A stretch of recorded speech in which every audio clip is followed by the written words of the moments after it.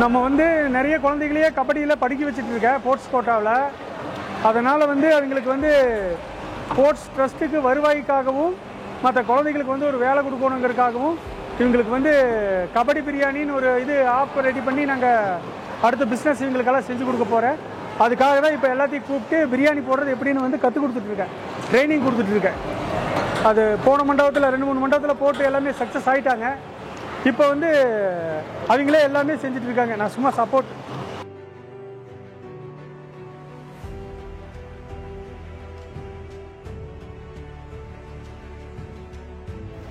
தளபதியினுடைய வருகையொட்டி இங்கே மேட்டுப்பாளையத்தில் வந்து ஒரு பெரிய பிரம்மாண்டமான மாநாடு ஏற்பாடு பண்ணியிருந்தாங்க.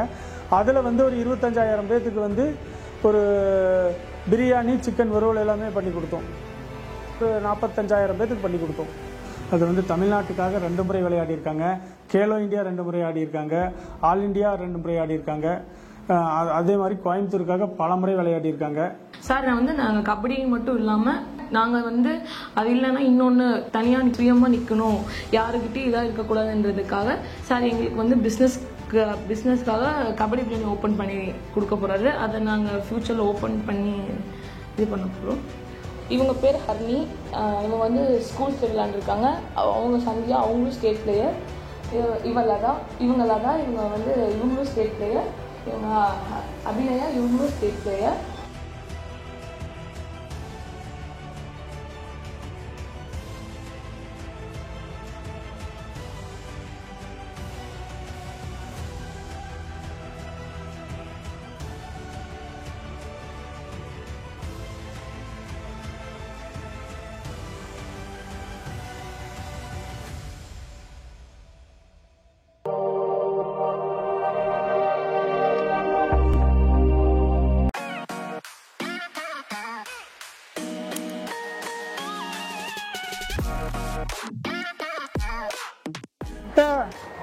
ரோஜா முக்கு, மராட்டி முக்கு, அண்ணாச்சி முக்கு எல்லாமே போட்டு தண்ணியில் ஊற வச்சு கழுவி வச்சிருக்கோம்.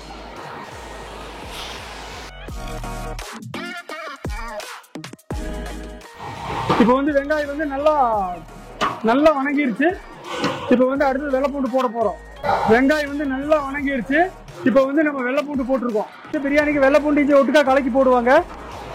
நம்ம வந்து தனியாக வந்து வெள்ளைப்பூண்டு போட்டு அந்த பச்சை வாசம் கழிச்சாங்கிறது தான் இஞ்சி போடுவோம். இப்போ வெள்ளைப்பூண்டு போட்டிருக்கிறோம். கலர் கொஞ்சம் மாறின உடனே நம்ம வந்து இஞ்சி போட்டுடலாம். அடுத்து இஞ்சி போடுறோம், தனிச்சு போட்டு.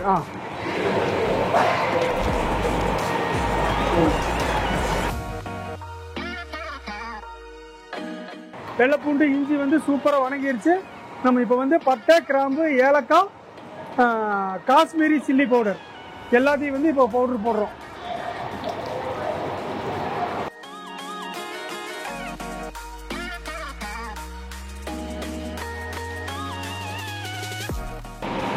பட்டை, கிராம்பு, ஏலக்காய், ஜாதிக்காய் 4ஐயும் வந்து பவுட்ரு பண்ணி இப்போ உள்ளே போட்டிருக்கோம். அது கூட நம்ம வரமிளகாத்தூள் போட்டோம்னா கலர் வராதுங்கிறதுனால நம்ம எந்த கலரும் ஆட் பண்ணுறதில்ல. அதனால காஷ்மீரி சில்லி பவுட்ரு போட்டிருக்கோம். நம்ம எந்த பிசிரோட்டியும் எந்த கலர் பவுட்ரு, அஜினமேட்டா எதுவுமே நம்ம சேர்த்துறதில்ல. கலருக்காக நம்ம காஷ்மீரி சில்லி பவுட்ரு போட்டிருக்கோம்.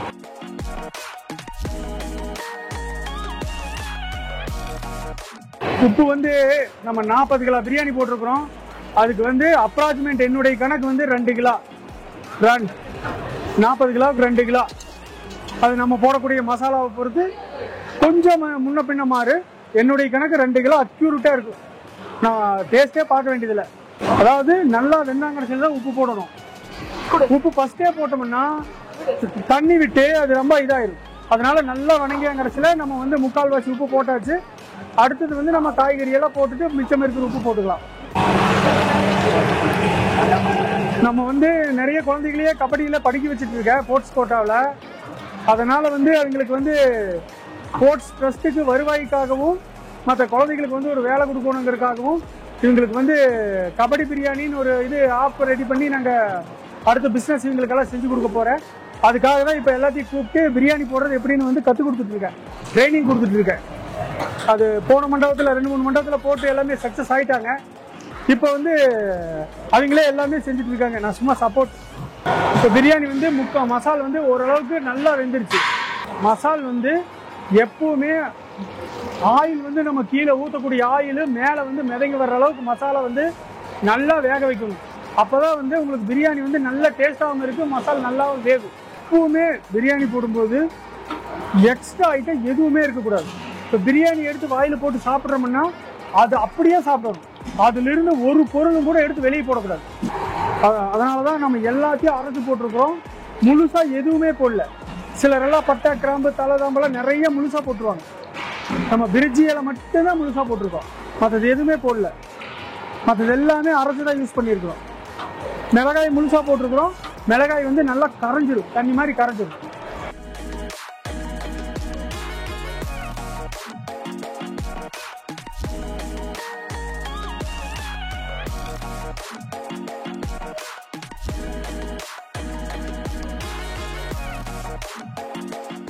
இந்த பாப்பா வந்து கபடி வந்து 10 வருஷமா நான் வந்து சின்ன குழந்தையிலேருந்து வளர்த்திட்டு இருக்கிறேன். கபடி சொல்லி கொடுத்துருக்குறேன்.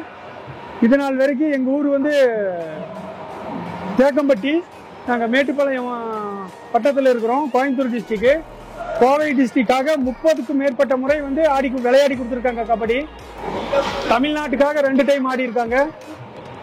கேலோ இந்தியா 2 டைம் ஆடி இருக்காங்க. பாரதியார் யூனிவர்சிட்டிக்காக 2 டைம் ஆடி இருக்காங்க. ஆனால் இருந்தாலும் இப்போ வந்து நாங்கள் ஆரம்பிக்கக்கூடிய பிஸ்னஸ்க்கு வந்து முழுசாக நின்று எல்லாரும் சேர்ந்து பார்த்துட்டு இருக்காங்க. எல்லாருமே கபடி மூலியமாக ஸ்போர்ட்ஸ் கோட்டாவில் காலேஜில் ஸ்போர்ட்ஸ் கோட்டாவில் படிச்சுட்டு இருக்காங்க. எந்த விதமான கட்டணம் செலுத்தாமல் படிச்சுட்டு இருக்காங்க. பதினா போடு.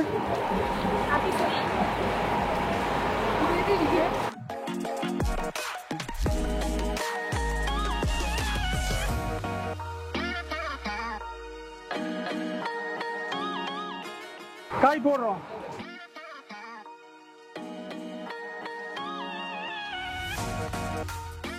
சரி, அடுத்தது பீன்ஸ்.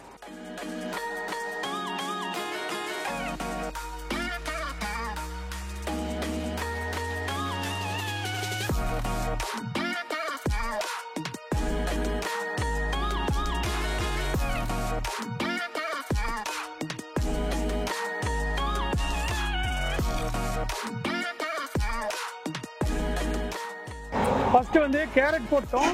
நீளமாக கேரட் வெட்டியிருக்கோம், இல்லை நைஸாக வெட்டியிருப்போம். கேரட்டு பீன்ஸு காலிஃப்ளவர் போட்டிருக்கோம். அடுத்தது வந்து இது டபுள் பீன்ஸ், ஊட்டியில் விளையக்கூடிய டபுள் பீன்ஸ்.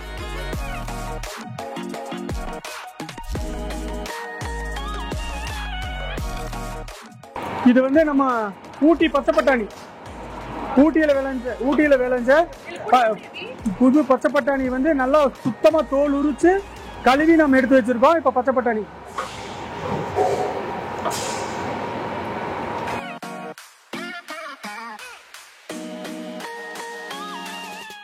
நம்ம வெஜிடபிள் பிரியாணி, சிக்கன் பிரியாணி எல்லாமே உள்ள மசாலாக்குள்ள வந்து காய்கறி கொட்டின உடனே ஒரு 2 நிமிஷம் இருந்தாவே அந்த காய்கறியெல்லாம் வெந்துடும், அந்த ஹீட்லேயே வெந்துடும். இப்போ மட்டன் பிரியாணின்னா மட்டும்தான் மட்டன் வந்து கொஞ்சம் நேரம் கொதிக்க விடணும், ஒரு 1/2 மணி நேரம் விட்டாதான் மட்டன் வேகும். சிக்கன் பிரியாணிக்கு, வெஜிடபிள் பிரியாணிக்கு எல்லாத்துக்குமே இந்த காய்கறியெல்லாம் போட்டு ஒரு 5 நிமிஷத்தில் வந்து அந்த சூப்பிலேயே வெந்துடும். ஏன்னா அவ்வளோ ஹீட் இருக்குது அதில். கிட்டத்தட்ட 3/4 மணி நேரம் நம்ம வந்து அது கிண்டி அந்த மசாலாவை வேக வச்சுருக்குறோம். அதனால் வந்து இப்போவே அந்த இதில் வெந்திருக்கு. தண்ணி ஊற்றலாம்.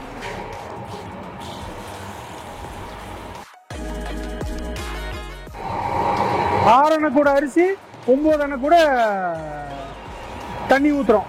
எப்பவுமே எந்த பாத்திரத்தில் அளக்குறோமோ அதே பாத்திரத்தில் தான் தண்ணி ஊற்றணும். எவ்வளவு பெரிய எக்ஸ்பீரியன்ஸாக இருந்தாலும் அந்த மாறும்போது மாறிடும். அளக்குற அணை கூட மாறுது, பக்கெட்டி மாறுதுன்னா அதனுடைய அளவு மாறிடும். இப்போ வந்து நம்ம சுடுதண்ணி ஊற்றிட்டு இருக்கோம். ஏன்னா ஃபர்ஸ்ட் அணை கூட வந்து பச்சை தண்ணி ஊற்றிட்டோம், அடுத்தது வந்து சுடுதண்ணி ஊற்றிட்டு இருக்கோம். சுடுதண்ணி ஊற்றணும்னா சீக்கிரம் கொதிச்சிடும், நம்மளுக்கு பிரியாணி சீக்கிரம் ஆயிடும். இல்லாட்டி லேட் ஆகும், அந்த தண்ணி கொதிக்கிறதுக்கு லேட் ஆகும். ஆக்சுவலாக இந்த பாத்திரம் வந்து நம்ம ஏன் இதில் சமைக்கிறோம்னா, இது வந்து காப்பர் பாத்திரம். இது வந்து பாதி வரைக்கும் காப்பரும் மேலே வந்து பித்தளையும் போட்டு நான் வந்து பிரியாணிக்காகவே செஞ்சு வச்சிருக்கிற பாத்திரம் இது. இதில் செய்யும்போது தீ ஈவனாக தாங்கும், தம் போடும்போது ஒரே மாதிரி தம் ஆகும், இப்போ போட்ட பிரியாணி நைட்டு 12 மணி வரைக்கும் சூடு அப்படியே இருக்கு. அதுக்காக தான் காப்பர் பாத்திரத்தை தேர்ந்தெடுத்து நம்ம சமைக்கிறோம். கொஞ்சம் பாதி போடும், அது வச்சிரு. அப்புறம் கடைசியில் உப்பு பார்த்து. காய் வந்து இப்போ ஆஃப் பாயிலாக இருந்தாலும் அந்த தம்முலேயே வெந்துடும். மட்டன்னா தான் முக்கால் பாயிலில் தம் போடணும். இது காய்கறி சிக்கன் எல்லாமே வந்து அப்படியே இந்த ஹீட்லேயே வெந்துடும்.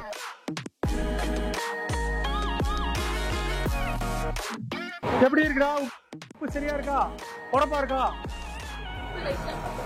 லைட்டா பத்தல. இங்க கொதி வரும்போது உப்பு போட்டோம்னா கிண்ட வேண்டியதில்லை. கொதி வரலன்னா உப்பு போட்டா கிண்டணும் எந்த பொருளுக்குமே.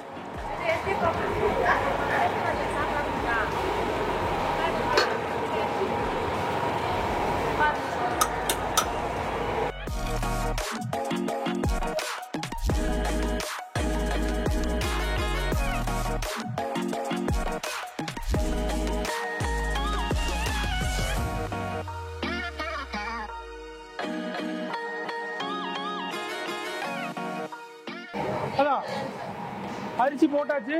இப்போ பிரியாணி பாரு நல்லா சூப்பரான கலர் வந்துருக்குது. நம்ம எந்த கலரும் ஆட் பண்ண கிடையாது, எல்லாமே நேச்சுரல்.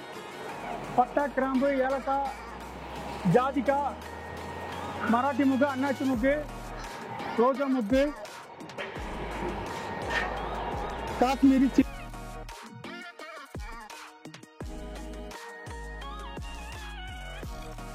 இப்போ வந்து அரிசியா இருக்கு. தம் ஆகும்போது சூப்பரா பலபலன்னு விரிஞ்சு வந்துடும் சாப்பாடு. சூப்பரா இருக்கு பாரு அரிசி. நம்ம இதுக்கு மேல தீ போட போறோம்.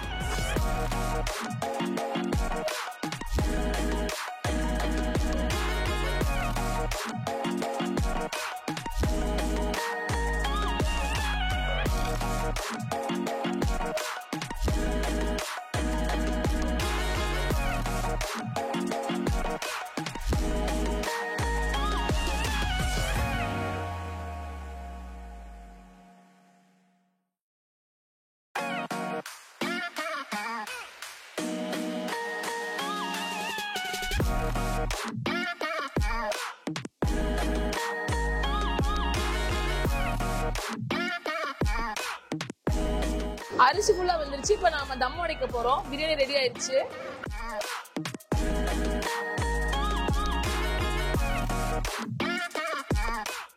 இலையில எடுத்துட்டோம். இப்ப தம் உடைப்பாங்க. தம் போடுறதுக்கு முன்னாடி நெய்யும் முந்திரி போட்டு வச்சிருந்தோம். இப்ப அது வந்து ரோஸ்ட் ஆயிருக்கு முந்திரி. அது மேல பிரியாணி மேல போட்டு இப்ப தம் உடைக்கணும்.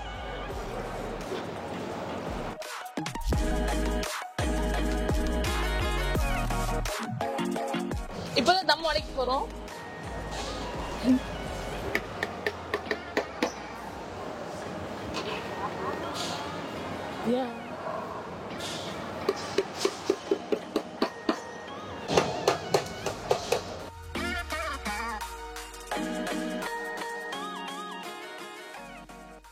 நான் வந்து தேக்கம்பட்டி சிவகுமார். நான் தேக்கம்பட்டி சிவகுமார் கேட்டரிங்கிற பேரில் கடந்த 30 வருஷமாக தமிழ்நாடு, கர்நாடகாவில் சமையல் பண்ணி கொடுத்துட்ருக்கோம். என்னுடைய சின்ன வயசில் நான் 8வது படிக்கும்போதே எங்கள் அப்பா, அம்மா, மாமா, தாத்தா எல்லாருமே வந்து கேட்ரிங் ஃபீல்டில் இருந்ததுனால அப்போவே வந்து சாயங்காலம் ஸ்கூல் ஒரு 4 மணிக்கு முடிஞ்ச உடனே நாங்கள் மண்டபத்துக்கு போயிடுவோம். அப்போது தாத்தாங்க கூட, அப்பா கூட எல்லாமே சாயங்காலம் வந்து கொஞ்சம் கொஞ்சமாக வேலை செஞ்சு பழகி அப்படியே வந்து அது ஒரு கேட்ரிங் மேலே ஒரு அதிகப்படியான ஒரு ஆர்வம் வந்துச்சு. அதுலேருந்து அப்படியே செஞ்சிட்ருக்கோம். எங்கள் தாத்தா பேர் நடேசன் சொல்லிட்டு கோவை மாவட்டம் காரமடை பகுதியில் பிரபலமான சமையல்காரர். அவர் கூட நான் தாத்தா பாட்டி வீட்டில் வளர்ந்ததுனால தாத்தா பாட்டிக்கிட்ட இருந்து அந்த தொழிலை வந்து முறையாக கற்றுக்கிட்டேன். அப்புறம் வந்து அப்பாவும் சமையல்காரர். அவர் கூட மண்டபத்தில் கொஞ்சம் பெரிய வேலைகள் எல்லாமே வந்து அவர் கூட போய் பழகி கற்றுக்கிட்டேன். நான் சமையல் மாஸ்டர் தனியாக நான் கேட்ரிங் என்னுடைய பேரில் ஆரம்பித்து கிட்டத்தட்ட 27 வருஷம் ஆச்சு. சென்னையில் வந்து காமராஜர் அரங்கத்தில், தேனாம்பேட்டை காமராஜர் அரங்கத்தில் ஆல் இண்டியா பிஎஸ்என்எல் கான்ஃபரன்ஸ் நடந்துச்சு. அதில் வந்து கிட்டத்தட்ட 5000 பேர் கலந்துக்கிட்டாங்க. 5000 பேர் வந்து 5 நாளைக்கு செஞ்சு கொடுத்தோம். 4 நாள் முழுசாக கிட்டத்தட்ட ஒரு 45,000 பேருக்கு பண்ணி கொடுத்தோம். அப்புறம் அதே மாதிரி தளபதியினுடைய வருகையொட்டி இங்கே மேட்டுப்பாளையத்தில் வந்து ஒரு பெரிய பிரம்மாண்டமான மாநாடு ஏற்பாடு பண்ணியிருந்தாங்க. அதில் வந்து ஒரு 25,000 பேர்த்துக்கு வந்து ஒரு பிரியாணி, சிக்கன் வறுவல் எல்லாமே பண்ணி கொடுத்தோம். இவங்க பேர் வந்து சஞ்சனா. கிட்டத்தட்ட 10 வருஷமாக ஸ்போர்ட்ஸில் வந்து கபடி விளையாடிட்டு சமையலுக்கு இப்போ 2-3 வருஷமாக வந்து எனக்கு ரொம்ப உதவி பண்ணிகிட்டு இருக்காங்க. ஆக்சுவலாக இவங்க நேஷ்னல் பிளேயரு. நீ சொல்லுமா உன்னுடைய கேரியர் சொல்லு. என் பேர் சஞ்சனா. நான் 10 வருஷமாக சிவகுமார் ஸ்போர்ட்ஸ் கிளப்பில் கபடி விளையாண்டுருக்கேன். 6th படிக்கும்போதுலேருந்து கபடி இதுக்குள்ளே வந்து ஃபஸ்ட்டு நான் விளையாண்டு ஜெயிச்ச மேட்ச் எதுனா ஸ்கூல் ஸ்டேட்லேருந்து நேஷனல், அதுக்கப்புறம் ஆல் இந்தியா, கேலோ இந்தியா ஆடி நான் மொத்தமாக இப்போது ஒரு 4-5 நேஷனல்ஸ் வச்சுருக்கேன். இவங்க பேர் ஹர்னி. இவங்க வந்து ஸ்கூல் ஸ்டேட் விளையாண்டுருக்காங்க. அவங்க சந்தியா, அவங்களும் ஸ்டேட் பிளேயர். இவங்க வந்து இவங்களும் ஸ்டேட் பிளேயர். இவங்க அபிநயா, இவங்களும் ஸ்டேட் பிளேயர். நாங்கள் எல்லாருமே வந்து சார் டீமில் வந்து விளாண்டுட்ருக்கோம். நாங்கள் ஃப்ரீயாக இருக்க டைமில் சார் கேட்ரிங்க்கு வந்து ஹெல்ப் பண்ணிகிட்ருக்கோம். சார் வந்து எங்களுக்கு நிறைய ஹெல்ப் பண்ணிகிட்ருக்காரு. நிறைய பொண்ணுங்களை படிக்க வச்சுட்ருக்காரு. நாங்கள் எல்லாருமே வந்து காலேஜில் வந்து ஃப்ரீ ஷீட்டில் தான் படிக்கிறோம். இவங்க 3 பேர் பைனியரில் படிக்கிறாங்க. நான் இந்த பொண்ணு குமரகுருவில் நான் படித்து முடிச்சுட்டு அந்த பொண்ணு குமரகுருவில் படிச்சுட்ருக்கேன். இன்னும் நிறைய பேர் படிச்சுட்ருக்காங்க. இது மட்டும் இல்லாமல் ஸ்கூல் பொண்ணுங்களை, கவர்மெண்ட் ஸ்கூல் படிக்கிற பொண்ணுங்களுக்கு எல்லாத்துக்கும் கபடி விளையாடுறதுக்கு அவங்களுக்கு என்னென்ன தேவைகள் இல்லையோ அது எல்லாருமே கொடுத்து ஹெல்ப் பண்ணி சார் ப்ராக்டிஸ் கொடுத்து எந்த ஒரு ஃபீஸும் இல்லாமல் அவரோட நேரத்தை கொஞ்ச நேரத்தை அந்த கபடியில் இது பண்ணி இப்போ வந்து சின்ன குழந்தைங்களிருந்து எங்கள் மாதிரி பெரியவங்க வரைக்கும் வளர்த்துட்டு வந்துட்டுருக்காரு சார். இப்போ வந்து இவங்க ரத்னம் கல்லூரியில் வந்து MBA வந்து விளையாட்டினுடைய இதில் வந்து MBA வந்து அட்மிஷன் போட்டிருக்கோம். இவங்க எல்லாத்தையும் வந்து கிட்டத்தட்ட ஒரு 80க்கும் மேற்பட்டவங்களை, ஆண்கள் மற்றும் பெண்களை வந்து கல்லூரியில் வந்து ஸ்போர்ட்ஸ் கோட்டாவில் படிக்க வச்சுட்டு இருக்கேன். அதில் 2 பொண்ணுக்கு வந்து நேஷ்னல் தமிழ்நாட்டுக்காக விளையாடியிருக்காங்க. அதில் சஞ்சனா ஒன்று. அது வந்து தமிழ்நாட்டுக்காக 2 முறை விளையாடியிருக்காங்க. கேலோ இந்தியா 2 முறை ஆடியிருக்காங்க. ஆல் இண்டியா 2 முறை ஆடியிருக்காங்க. அதே மாதிரி கோயம்புத்தூருக்காக பல முறை விளையாடியிருக்காங்க. இப்போ வந்து நாங்கள் கேட்ரிங் பண்ணிகிட்ருக்கோம். படித்து முடிச்சுட்டு எங்களுக்கும் ஒர்க் வேணுன்றதுக்காக சாரோட வழிகாட்டுதல் மூலமாக சார் வந்து எங்களுக்கு கபடி பிரியாணின்னு ஒரு பிஸ்னஸ் வந்து புதுசாக ஓப்பன் பண்ணி கொடுக்க போகிறாரு. அதை நாங்கள் வந்து ஃப்யூச்சரில் ரன் பண்ண போகிறோம். அதுக்கான ப்ராசஸ் தான் போயிட்டுருக்கு. அதனால தான் இந்த கேட்ரிங்கில் வந்து நாங்கள் வந்து பிரியாணி போட்டு எங்களுக்கு வந்து நாங்களும் கற்றுக்கணும் அப்படின்றதுக்காக தான் சார் நாங்கள் கபடி மட்டும் இல்லாமல் நாங்கள் வந்து அது இல்லைன்னா இன்னொன்று தனியாக சுயமாக நிற்கணும், யாருக்கிட்டையும் இதாக இருக்கக்கூடாதுன்றதுக்காக சார் எங்களுக்கு வந்து பிஸ்னஸ்க்காக கபடி பிரியாணி ஓப்பன் பண்ணி கொடுக்க போகிறாரு. அதை நாங்கள் ஃப்யூச்சரில் ஓப்பன் பண்ணி இது பண்ண போகிறோம்.